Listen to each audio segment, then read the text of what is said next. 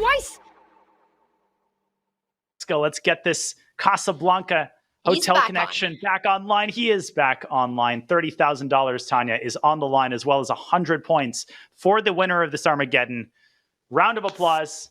Let's go. A Bishop's opening and Alireza Firouzja sticking to his guns, sticking to what got him here in the first place. Magnus starting with 7 minutes on the clock. That's a bold move. It's a bold move, but Magnus needs only a draw for the championship. Alireza Firouzja has to win on demand with the white pieces, gets those extra minutes on the clock, and it's a bold opening as well, Daniel. Black gets the central control, but that also means that white can start targeting these central pawns early on once there's a trade on d5. Yeah, the Bishop's opening is a good balance, right? It's not as theoretical as the Italian, but it's a very cagey opening, and Alireza is playing this more modestly. There's the sort of Hikaru way of playing the Bishop's opening, which is more aggressive. He's playing this almost like a King's Indian attack, right? Keeping his pawns on d3 and e4, and often in almost all e4 openings, the knight makes its way to g3. At the same time, you have to be very, very careful. Knight to c5, you don't want to give away your light squared bishop, and you don't want a total liquidation in the center. I don't like this. Especially as white, symmetrical pawn structure, no d4 break on the cards anymore for Alireza. So now he needs to, it's going to be a maneuvering game, right? First question, where do you put that knight from d2? Because you need to open up that bishop on c1. You still have to complete your development. Meanwhile, black's knight can already fall back on e6. Now it's being forced to, Daniel, and start eyeing those dark squares, specifically the f4. Whoa. I'm very surprised at knight f4, because typically allowing the e-pawn to inch forward to e5 like that is a bad idea. You're taught to avoid this. So I don't think Magnus needed to rush with knight f4, maybe feeling the pressure of the clock. And knight to d6 apparently gives a big advantage for white. Bishop takes d6. Is there an intermezzo with queen to d3 hitting h7 and setting up e takes d6? That is sick. No, but that's unfindable. But it's beautiful. It's a very cool idea because, and the point you need that intermezzo is because of the massive pin along the e-file. So you can't recapture on d6. And now queen to d3, this would be game over. You just blundered into the whole line. Queen d3, as you pointed out. That is one heck of a move. Queen takes pawn is not just a check. Queen h8 is game over. And if you play g6, wasting a tempo, now you can play e takes d6. The rook is defended twice.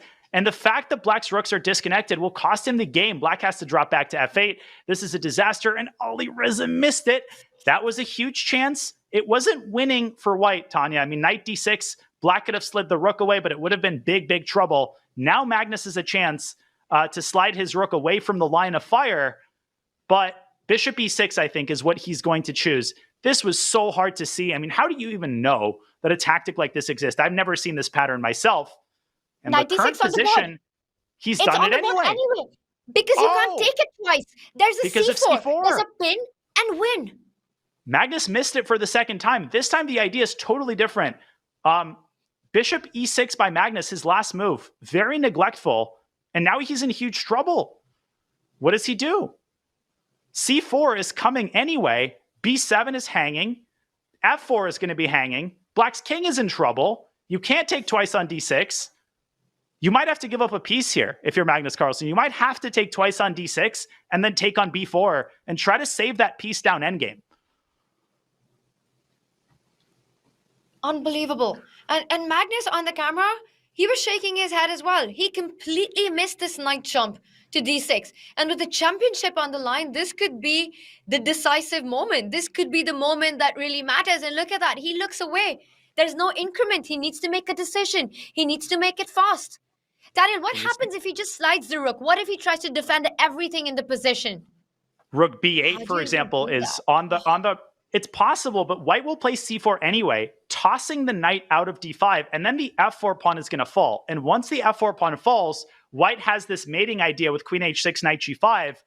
I think that the most prudent option for Magnus is to take twice on d6. Well, the most prudent option was to not allow knight d6, but having allowed it, he's going to go rook d8. He's not going to give up the piece.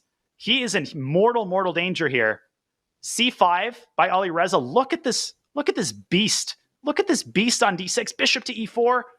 Alireza not even hurrying Tanya to take the pawn on f4. He's going to do it in the best possible version. He's totally winning. Alireza's in beast mode right Knight now. I mean, d4. he doesn't rush with that move. C5 played, bishop e4. You're pointing out, bring out that other knight, c6. Oh. The position is just falling apart for Magnus. Total collapse. Magnus has to play this miserable move, bishop to d7. Now Alireza is going to take this knight. I think that it's the perfect time to just take on f4.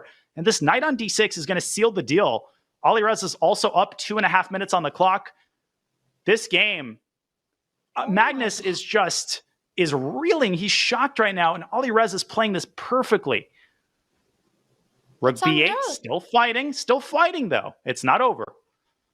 It's never over when you're playing against Magnus, but look at the position. He's up a pawn. Look at those two knights. Yes, you've got the bishop pair is black, but there's no hope for the bishops so far. Completely killed by White's activity. Knight on d4, knight on d6, beautifully placed. At some point, the c pawn moves forward to c6. Daniel, it might even be possible right now. This is going from bad to worse, and look at the clock situation. Magnus touching the 4-minute mark. He's disgusted with his position. He's completely lost, and I think the only chance for Magnus might actually be to try to swap all of the rooks. Take on b1, play rook b8, and pray that Alireza plays c6 prematurely. I don't see a single way for black to survive longer than a few moves, but we know that Magnus is not going to go down easy. He does play rook b8. I like this approach, and if you're Firouzja, you trade on b8. Do you play c6? When is the right moment to strike and to cash in your chips? Is it now? Is it now? It's so tempting. It's so tempting to just start pushing this passer.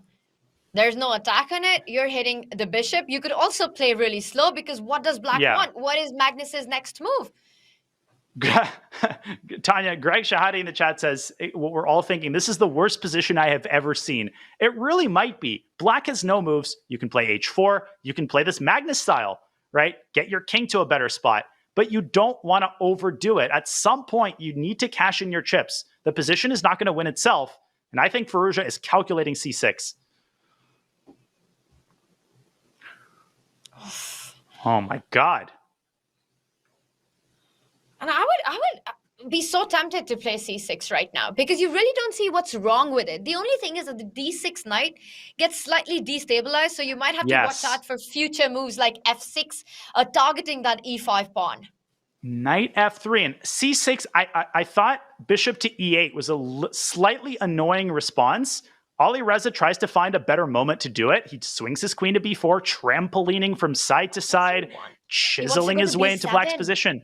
Can Magnus stop it with bishop c6? Does he run into knight d4? Maybe the bishop can park on a8. Huh. Look at that defensive resource by Carlsen. Not so fast.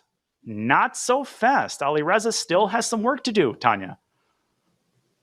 Magnus, you have to play this all the way through, and you have to play your best chess to beat him, even from this position. Yes. Even for someone like Alireza Firouzja, you cannot write him off. Give him one chance, and your advantage will be gone. Knight d4 really wants to be played, but Daniel, that does leave the e5 pawn once again tender. So once the bishop falls back, you'll have to answer some questions. What you're doing about the threat of queen takes pawn. Do you want to commit with f4? Do you want to overpush? But look at that. It's another Alireza jumping into c8. Man, the back rank has been so adroitly used by minor pieces throughout this match. Bishop to b8 from Magnus. Now we have knight to c8, and it's Alireza's stallion who might have the final word. Is he just going after this pawn? Why not? Why not? Why Help not? yourself. But the knight is trapped on a7. The bishop from a4, it takes away the key squares. So you've got to be a little careful over the next few moves to make sure that the knight has a way home. Or at least you have some tactics like c6 always. Locating forced win. Locating forced win. Where is it? Because knight to d4, Tanya, bishop takes e5. Very, very easy to forget that this pawn is now very, very tender. You would love to play knight a7 to d6. That would be the best move. Queen b7? Why not? That's got to be it. That's the secret sauce. Bishop. If you take the pawn on e5...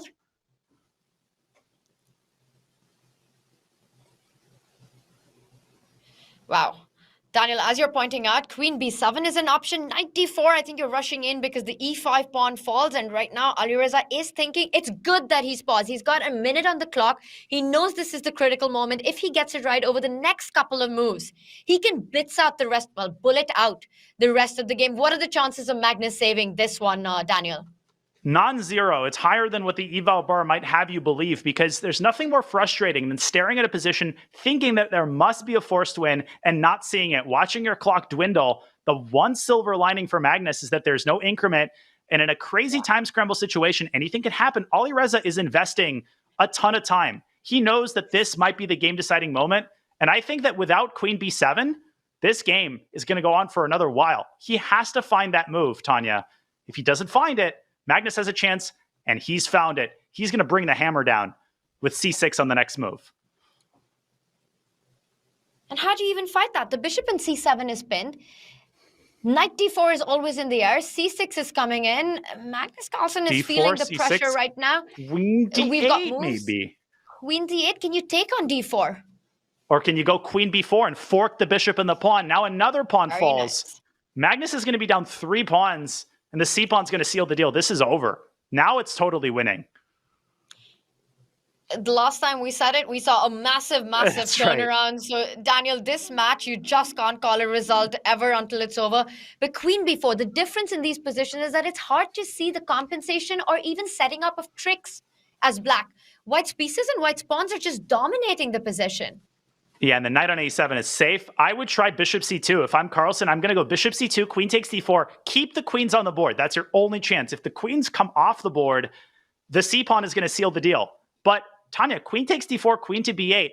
There is one more hurdle to cross for Alireza. Bishop to b6 becomes a threat. The knight on a7 still a little bit destabilized. So, knight b5, another excellent move by Firouzja. Getting the knight out. Now, do you swap on c7? I think you do.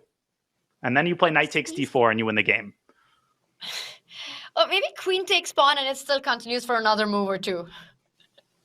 Anything wins, but that's also a problem. Now you have to decide how you're going to win the game. Even queen to d6 should do the trick. Even giving up the c6 pawn, you're up so many pawns that you can give one of them away.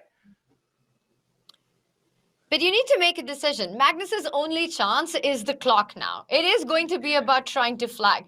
But Daniel, 2.5 minutes in this position so far feels like it should be enough for white. And with 2 extra pawns, just slide your queen over to c4. And the sad thing for Magnus is queen c4, bishop d5. You can play c7 even there. You could give up one queen, another one replaces it, and then black drops the bishop on c4. But you can sense the butterflies in Alireza's stomach. Under normal circumstances, he'd be making moves much faster than he is right now. Can he nail in the final nail in the coffin? Literally some hair-raising chess here that we're seeing from Alireza. Queen e5, Magnus Carlsen, how does he keep the game going? Now Alireza is down on the clock. He's down to 2 minutes, trying to find the forced win. We know the Magnus effect. We know how powerful it is. Queen to c4. He's found another perfect move. Queen c7, he'll just send the a-pawn down the board. And or all f3. of black's pieces are tied down. You really don't want your queen. Well, there's a checkmate in one. You just simply block the bishop, attack the bishop, but that does allow some checks that you might have to be careful about. Yeah, how are you hiding? King h1. You go king h2 h1. and king h1. Or king h1, Zigzag. king h2. Zigzag, Tanya. Queen e1, king h2. The c-pawn is going to seal the deal. Magnus should try to give up the bishop, hope for a mouse slip, do something dirty, put your queen on pre. Try everything. The thing is, when your opponent's down to 20 seconds, you can try those tricks. But with Alireza having 2 minutes on the clock, Daniel, that's a lot of time. And it's Magnus who's actually lower than Alireza with 1 minute, 40 seconds right now, a dead lost position. This has been just a crazy championship match. And Alireza is the patriarch of dirty tricks and bullet. That's who I learned from. Magnus he knows it's over. Alireza, he's not going to miss anything dumb. He did it again. Magnus Carlsen has resigned. Alireza has done the unimaginable. He has done the unimaginable. This is insane. He's won it. Alireza Firouzja is the champion of the Chess.com Classic. He does it by defeating the world number one, not in just one match, but he does it